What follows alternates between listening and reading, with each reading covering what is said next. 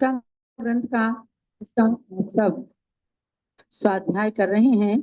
इसमें 68 ग्रंथों का सार भर करके पूज्य गणनी ज्ञानमती माता जी ने अनेक शास्त्रीय विषयों को समाविष्ट किया है। उसमें व्यवहार और निश्चय न्याय की व्यवस्था चल रही है। व्यवहार न्याय क्या है, निश्चय न्याय क्या है, इन चीजों को जानना है। जो जीवन जीने की व्यवहारिक शैली है उसको बतलाने वाला व्यवहार न्याय है, और जो वस्तु तत्व के वास्तविक स्वरूप का कथन करता है, आत्मा को भगवान कहता है और हर वस्तु के स्वाभाविक गुण को कहता है, वह है निश्चय न्याय।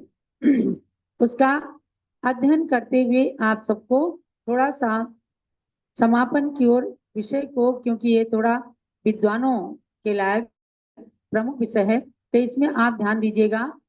67 पेज पर आचार्य समंतभद्र स्वामी के कारिका इसमें बताते हैं, जो अनेकांतोप्यनेकांतः प्रमाण नय साधनः अनेकांतः प्रमाणाते तदीकांतोर्पिता नयात्।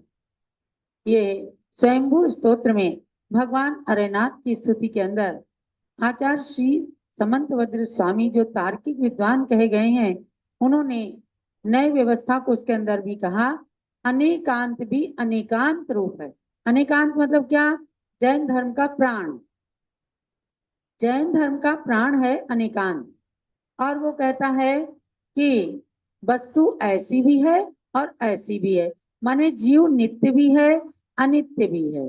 नित्य कैसे है?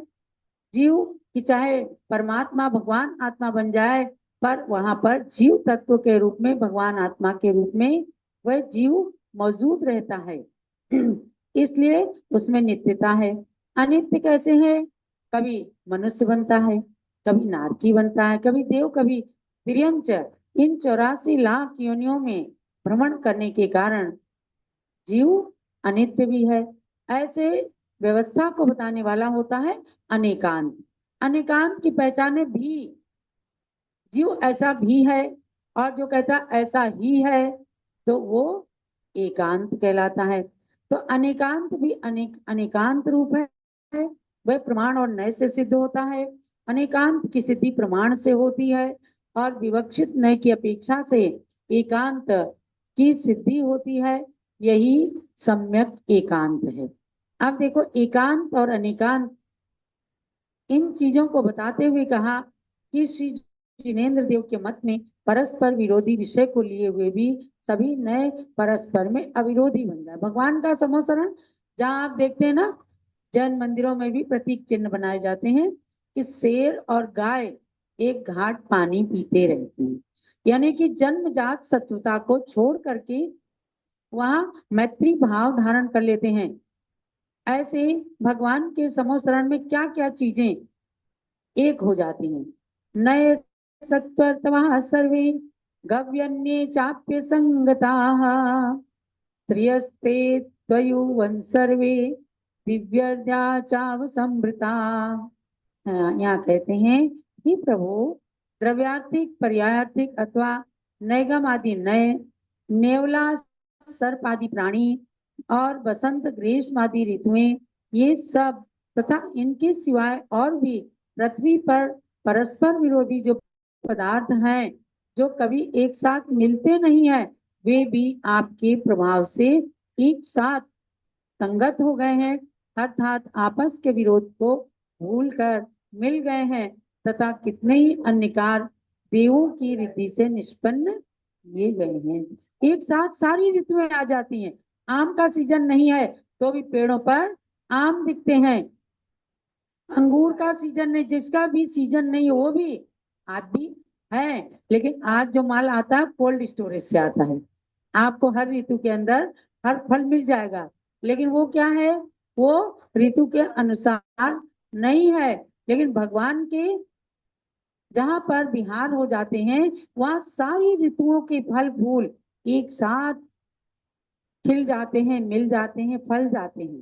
तो ऐसी सारी ऋतुएं, सारे नेवला, सर्पादि परस्पर विरोधी जंतु और परस्पर में विरोधी नए भी एक साथ वहां देखने को मिलते हैं।